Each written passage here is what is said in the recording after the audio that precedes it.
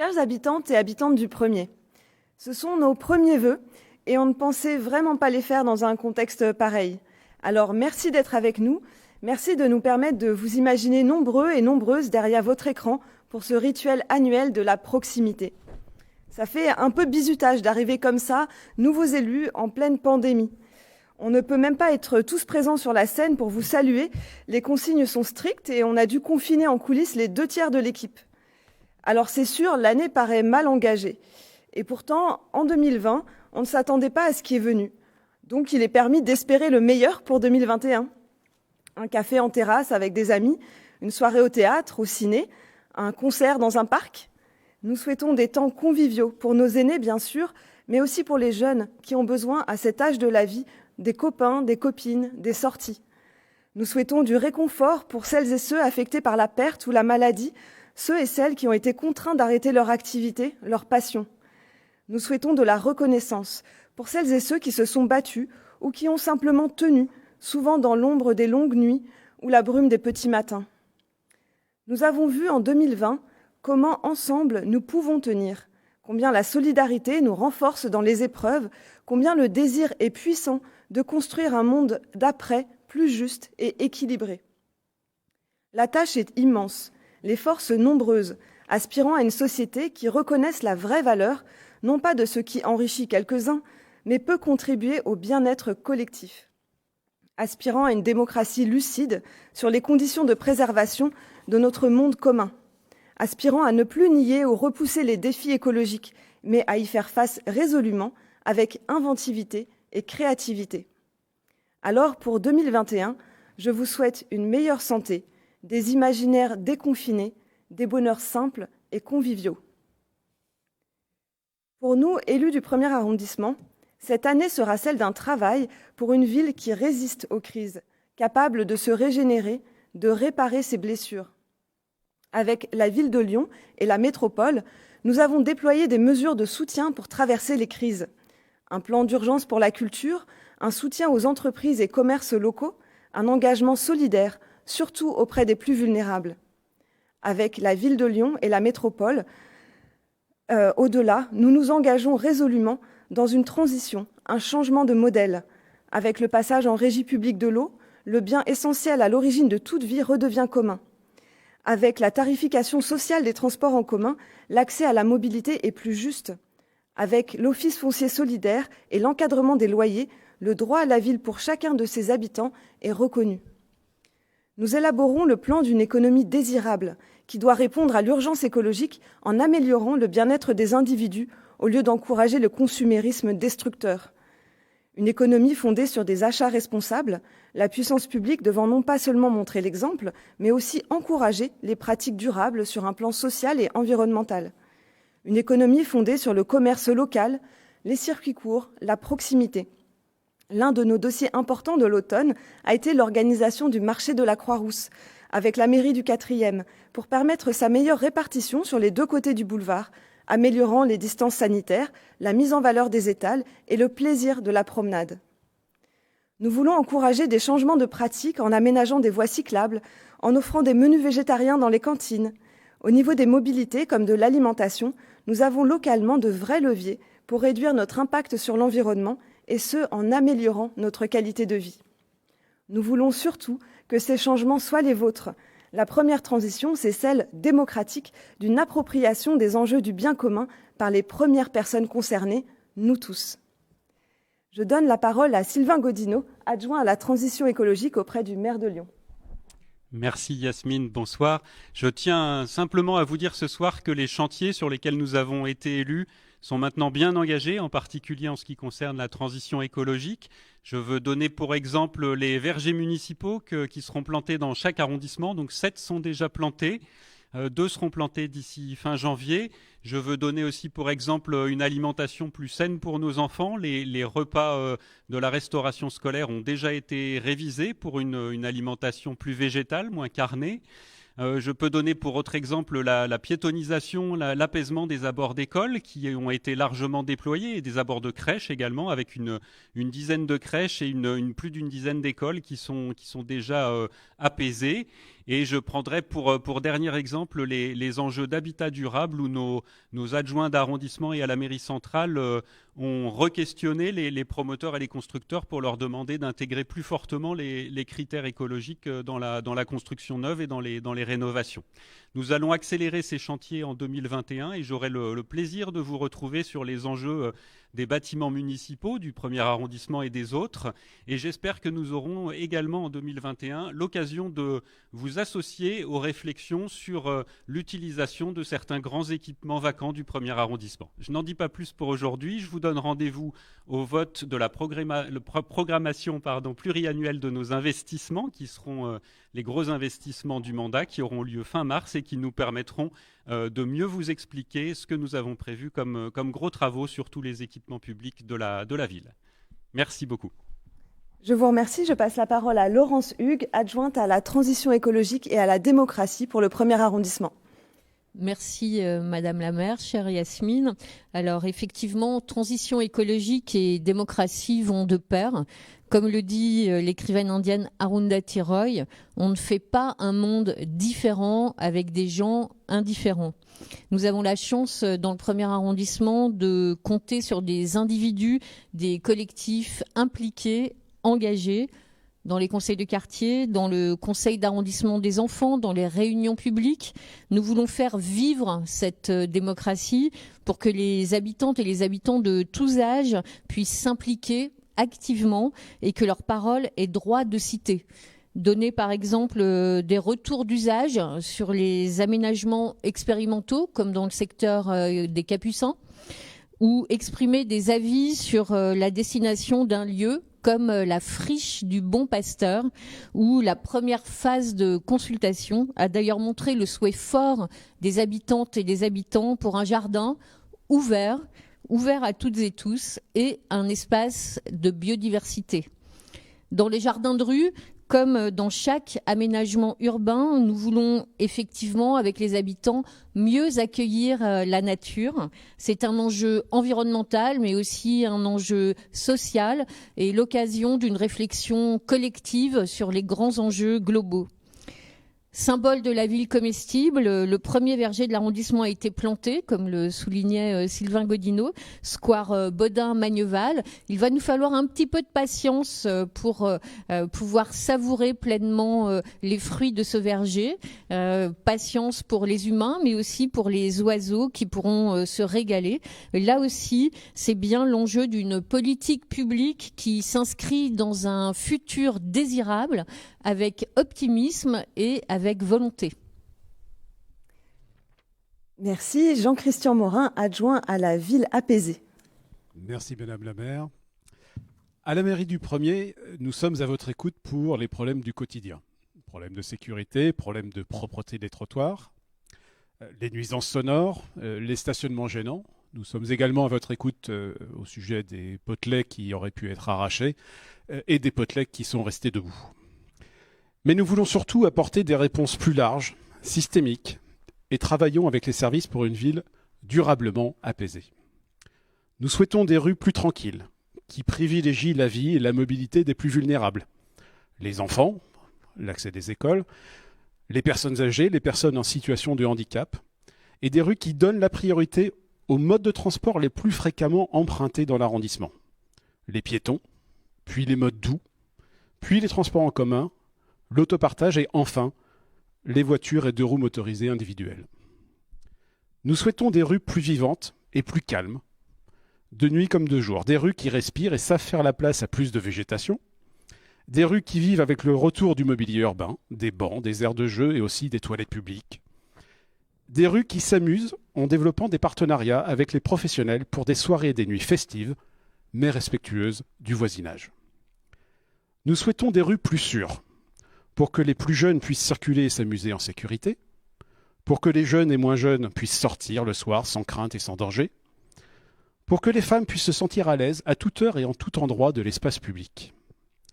Et pour cela, nous poursuivons le renforcement des effectifs et des moyens d'intervention des services de la mairie.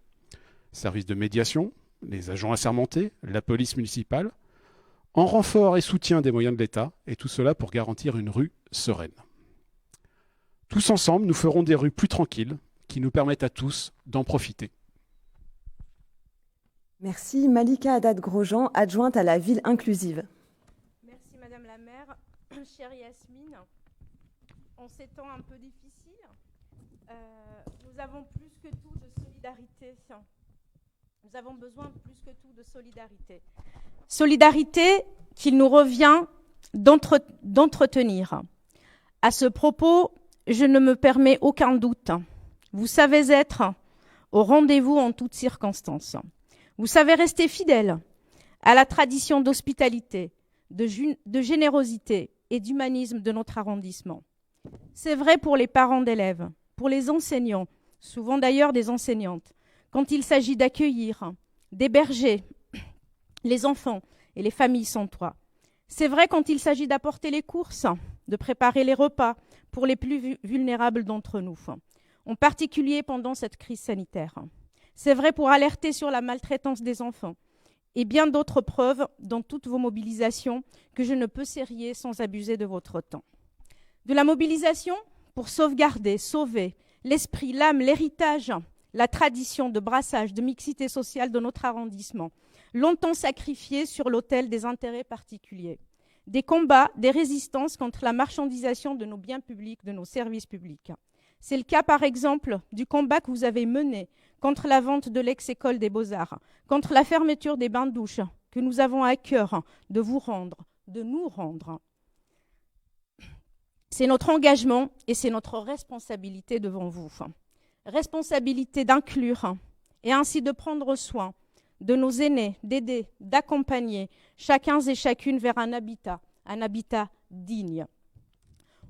Jean-Christian parle à l'instant de la ville apaisée, de l'arrondissement apaisé. Cet apaisement, je le vois avec des femmes s'appropriant nos rues, nos espaces publics, sans peur et sans inquiétude. Des rues fières de leur mixité, avec des femmes et des hommes, des aînés, des enfants, se promenant, déambulant, flânant en toute quiétude et en toute liberté. En attendant, nous aurons des défis à relever, avec les moyens des élus de proximité que nous sommes et la voix que vous nous avez permis pour porter ces défis à différentes échelles de pouvoir et de décision. Le premier d'entre eux est la crise sanitaire, apportant dans son sillage une crise sociale aiguë, aggravant la situation des plus vulnérables. On souffre déjà nos aînés, les personnes seules, en particulier les femmes, nos commerçants, nos artisans, nos jeunes. En parlant de jeunes, en évoquant les jeunes, mes pensées les plus profondes vont à ce jeune étudiant de Lyon 3 qui a commis l'acte du désespoir. Mes pensées vont à sa famille et à ses amis. J'ai envie de conclure mon propos avec une note d'espoir. Un espoir véritablement permis, grâce aux preuves de solidarité dont vous faites preuve chaque jour.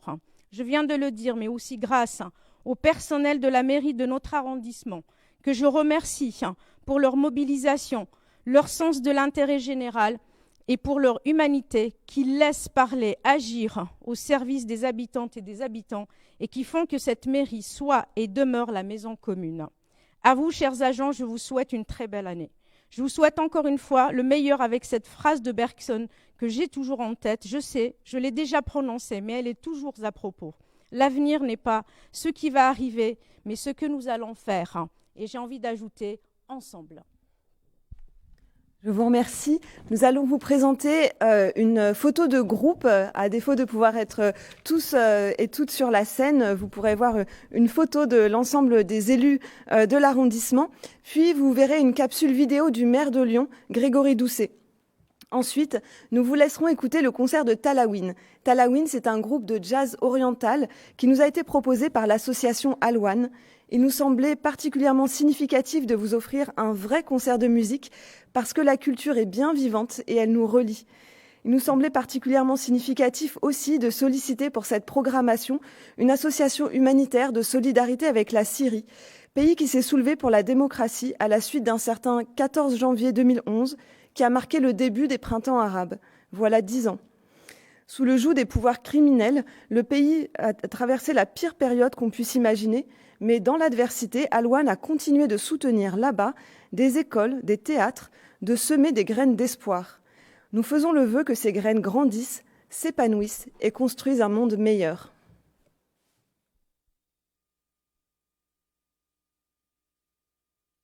Chères habitantes et habitants du 1er arrondissement, depuis la place Louis Pradel jusqu'à l'esplanade du Gros Caillou, en passant par les pentes et les quais du Rhône et de la Saône, je m'attacherai, avec Madame la maire, Yasmine Bouaga, à rendre nos quartiers vivants, accueillants, accessibles. Puisse cette colline entre fleuve et rivière constituer un point d'ancrage solide pour retisser notre lien à l'eau. Je vous présente tous mes meilleurs vœux de bonheur et de bonne santé pour l'année 2021.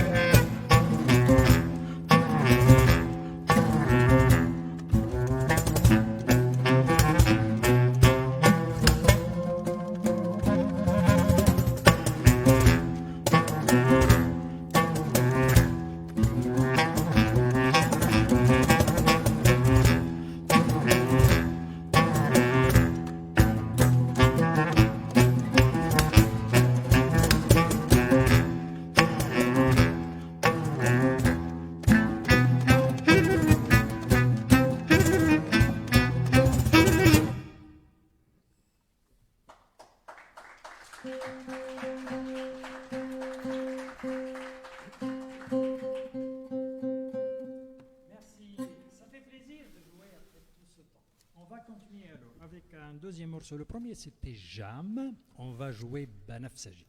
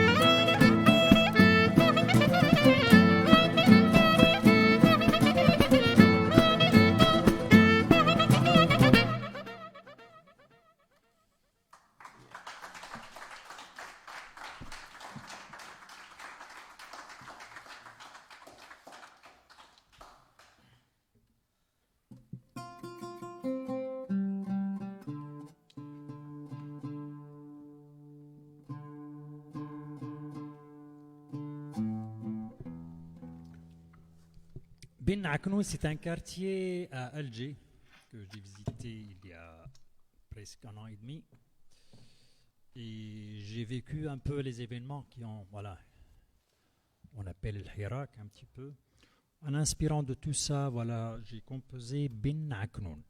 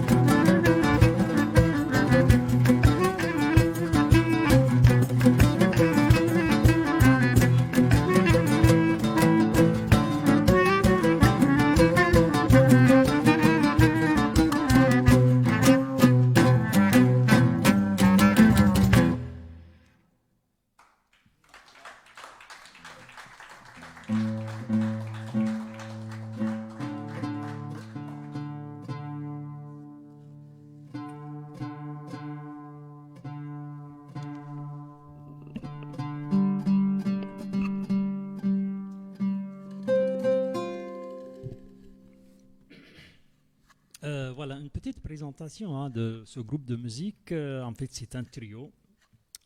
Talawin, coloriage, qui veut dire c'est en arabe. Romeo Montero sur les percussions. Vous voyez tous ces percussions, percussions indiennes, percussions du Moyen-Orient, iraniennes, etc. Nicolas Najot sur les clarinettes. Il a la clarinette basse et l'autre, c'est une clarinette turque. C'est un peu différent que la clarinette classique, apparemment. Et là, cet instrument s'appelle doudouk. C'est un instrument azerbaïdjan ou d'arménien. Voilà, c'est à vous. Malheureusement, les deux pays qui sont en guerre, mais ils partagent cette bel instrument qui s'appelle le doudouk. Et moi, je joue le oud. Je m'appelle Hassan Abdelrahman, le luth oriental. Le morceau qu'on va jouer, c'est Vers la main, une composition de Nicolas Najot.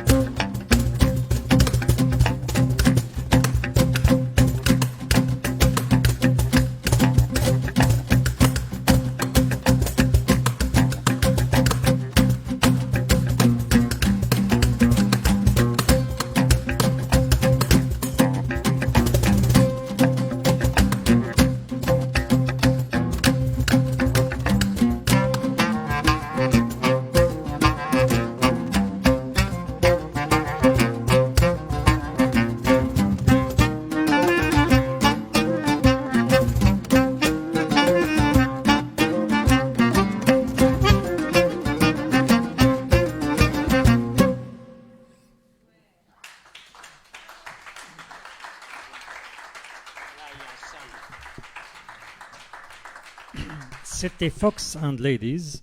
C'est en anglais, des fois on change. Là, on va vous jouer Laya Sham. C'est un morceau pour Laya Sham, c'est Damas en fait. Pour Damas, ma ville natale. Oui, il y a quelques paroles qui, voilà, un jour va devenir une ville normale, en espérant comme des autres villes dans le monde. Laya Sham.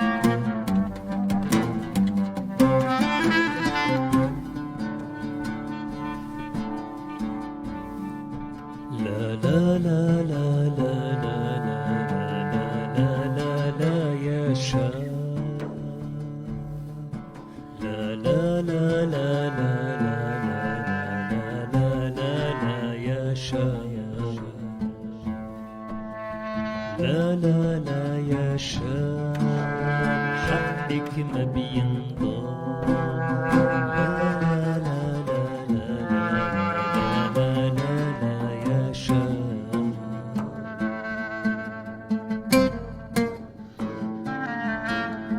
ليلي ليلي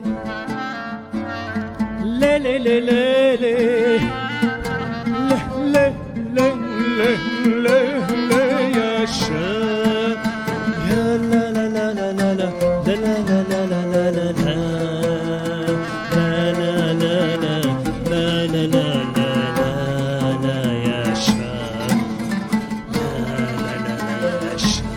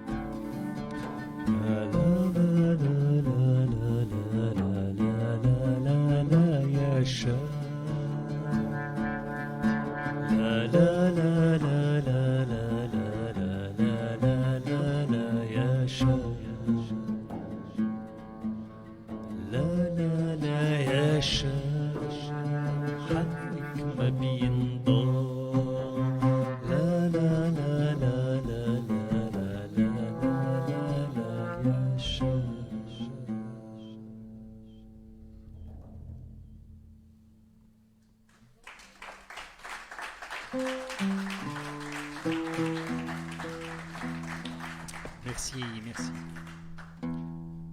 On va terminer avec Rajar. Un morceau Rajar, ça veut dire gitan. Gitans, c'est en fait en Syrie. Il y a des gitans qui traversaient la Syrie selon voilà, quel coin de la Syrie. Mes parents venaient d'une ville dans le nord-ouest de la Syrie. Et ces gitans passaient tous les étés. On passait les vacances là-bas. On habitait à Damas, on passait les vacances. Et c'était les gitans avec leurs ânes, leurs marchandises et leur musique et leurs chansons. Avec des instruments qu'on n'a jamais vus. C'était une sorte de bouzouk ou saz, on ne le connaissait pas, et réparer les dents des gens, et réparer plein de choses. En fait, c'était presque la fête au village. Et avec le temps, on ne sait pas ce qui s'est passé. Ces gitans, ils ne venaient plus. Et c'était un peu triste. Hommage à ces gitans. Et voilà, avant de terminer le blabla, hein, parce que je parle apparemment, il n'y a que moi qui parle, je vois. Que toi qui as un micro. Ouais, vous avez des micros là. On était très touchés en fait par cette invitation. Voilà, pour vous dire, c'était très sympa. Merci pour la mairie, pour l'équipe de la mairie du 1er arrondissement, et merci à Louane aussi qui nous a aussi choisi. En espérant que cette année sera meilleure. Je crois que ce n'est pas très difficile, on ne demande pas grand-chose, que ce sera meilleur que l'année dernière. Et merci encore. Rajar.